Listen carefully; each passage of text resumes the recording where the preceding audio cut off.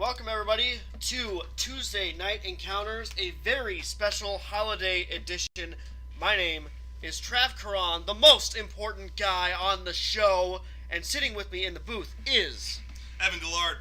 Evan, thank you for joining me on this holiday edition. It is Boxing Day in other countries, but here in the States, it is Reckon Whitney Wilson's birthday.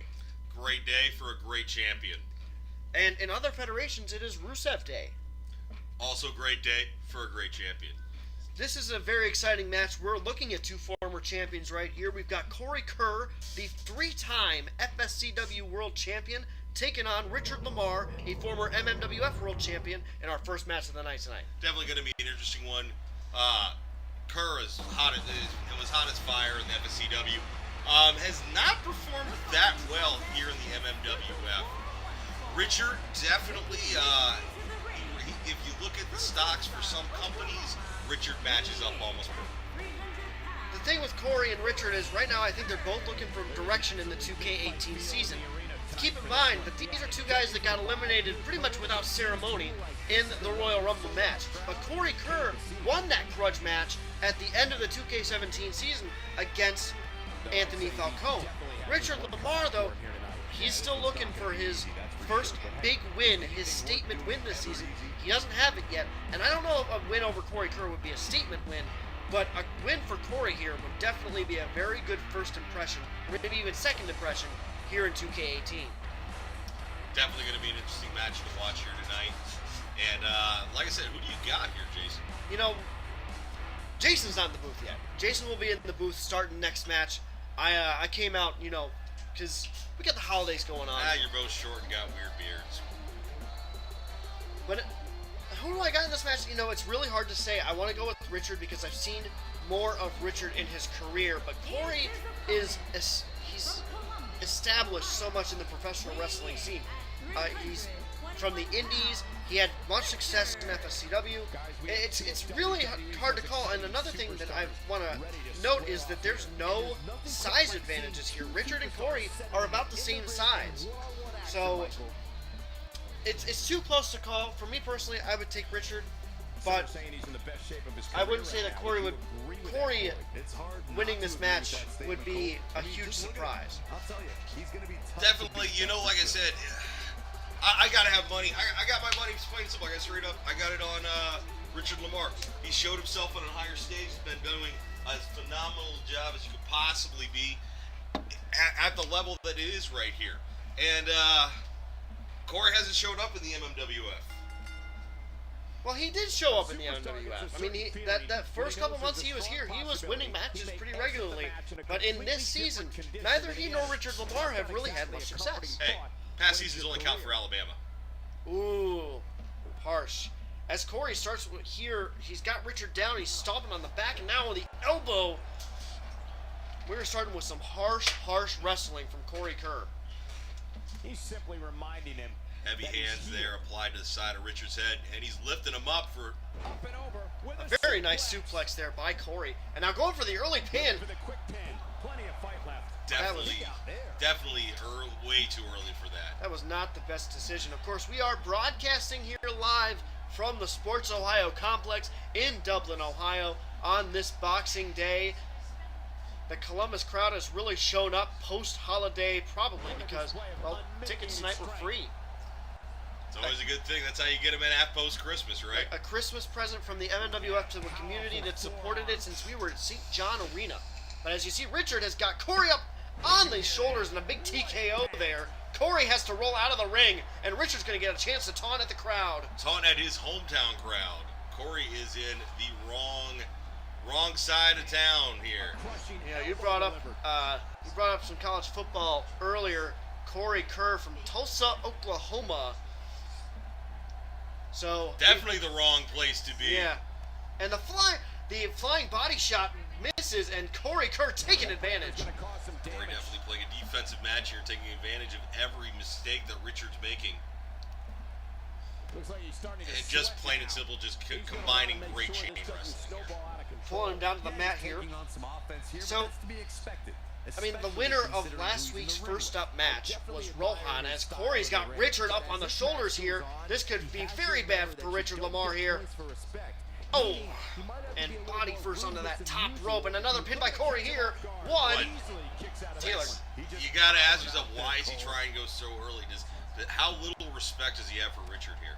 Does he think that maybe Richard's lost a step with the fact that he started this season so slow? Corey entered this season with a lot of momentum, but he hasn't really shown up to that momentum. As now, a nice fireman carried by Richard there.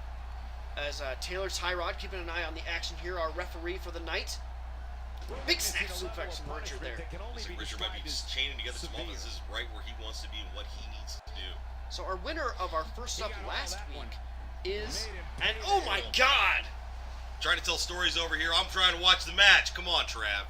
He may never walk the same after that backbreaker. Corey Kerr is really just going after Richard here. It's definitely, so far, been very one-sided. Richard's got to turn it around. We know he's the type of wrestler that's capable of it. That cop drop can come out of anywhere. And now Corey, though, is going to go for a superplex. Trying to look big on camera in this holiday Tuesday night encounter. Oh my goodness, what a superplex by Corey Kerr. And here's the pin after the superplex. 1, 2. Corey gets 2 that time instead of 1. He can withstand a lot more punishment, I can promise you that. If he does this for another 5 more minutes, he might get 2.5. The reason that I keep bringing up last week's first up is that the winner of that match is now in that TV title match against Party Boy. We got Party Boy versus Rohan later tonight. I mean, you got to think that Corey Kerr or Richard, in their minds, they've got to be thinking, I could beat either of those guys. Definitely should be top. And I know. I don't know. Has Corey beaten Party Boy in FSCW? I know Richard's beaten Party Boy here. That's true. As Corey rolls onto the ring again, Richard is going to get another chance to get this Dublin crowd on their side. And you see that the Sports Ohio complex is packed with people on their feet but now. See, this is the problem. He keeps getting him on his side and then not doing anything with it. Ooh, what a suplex there by Corey and another pin. But the thing is, one, Corey's not doing anything with these pins. He should be following this up with more offense, not pinfall attempts. Richard is basically playing out the Disney movie story here. The crowd is fully looking for the underdog who has taken all these pinfall attempts. Hey, Mighty Ducks might work in the movies, but in real life, those kids just end up on welfare. Well, this is not collegiate wrestling where we're scoring each pinfall individually, though. We're looking for the 3 count that puts it away, and now both of these men are down. I just don't think he has it in him anymore.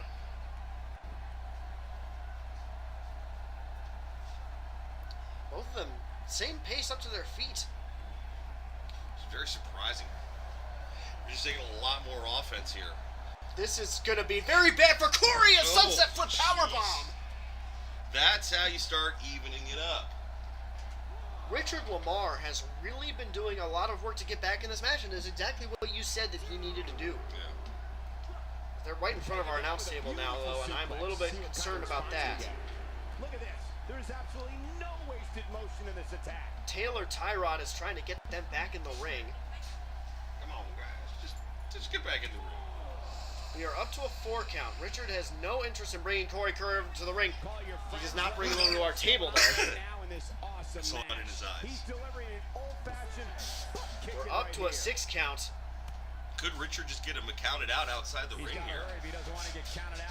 Richard wants to get Corey in the ring. Oh, well, Corey reverses out. He's got to be careful. Taylor Tyrod's going to get up to an 8 count here. There it is, as Corey rolls Richard into the ring. Ooh, that was close. This is not good. A 1 count right in the center Hey guys, of the ring. threw him in the ring. Richard has got to be getting pumped up from all this disrespect from Corey Kerr, and you see it here. He reverses out of the arm lock. Richard's got to be loving it. Think about all that time he gets to recover after every hit. Arm trap neck breaker there by Richard. Wiping the sweat from his brow here. Corey Kerr dazed. Oh my goodness! Out of nowhere, the cop drop! Just like you said, out of nowhere. Here's the pin by the vet. 1, 2. Oh, and that's a 2 count. Yeah, Tyrod was in position ahead of time. That could have easily been a 3, though. Not where he wants to be right now. Oh no, Corey Kerr is in for it. Never skip. Leg day. Leg day. The pin after leg day. One, two, three. Corey holds on. That was what, 2 3/4? Yeah. If this superstar can just land the finisher here, this match Corey is all able over. to survive a cop drop in leg day. I tell you what, I have seen some top names in this industry not even be able to kick out of the cop drop. Yeah. And Corey was able to kick out of both of them. Does he have something else in the tank in this match? I don't know, but Richard, the momentum has firmly shifted. The win gauge has moved. Richard is in his position now. That was a big jumping elbow to the head of Corey, and Corey went right down. Richard's got so much momentum, he's got storm sheets out. Yeah, it's Sailor references. And Corey finally getting a reversal here. Nice standing back body drop from Corey Kerr. Going for the big one. And wait a minute. Oh, a swinging DDT by Corey. This could be it for Richard. Corey with the pin after the swinging DDT. 1, 2, 3. Wait a minute. All of that damage that Richard took. Reversal of fate right there. All the damage Richard took in the first part of that match obviously counted, and we get the swinging DDT, and Corey Kerr takes the win. Dominating victory there. I tell you what, Corey Kerr really played that out to his playbook, and yeah, it was dangerous of him to take the cop drop like this, but he kicked out at 2, and obviously he still had a game plan. Yeah, he had a plan there. He applied it liberally. So Corey Kerr wins with the swinging DDT, and we are going to keep things going here tonight. We've got a full plate of matches, including a main event that is momentous as any, as we are on the go-home show to Edge of Midnight, the WrestleMania of MMWF. Taco Loco, our world champion, taking on Cole Morentet. Definitely going to be a big one, and I'm looking forward to it. Unfortunately, I'm going to have to call it for night. Fans, you have a great one. I will catch you here. Evan, thank you very much for joining us. Have a happy Boxing Day and a Merry Christmas, happy holiday season. I'll have the best one.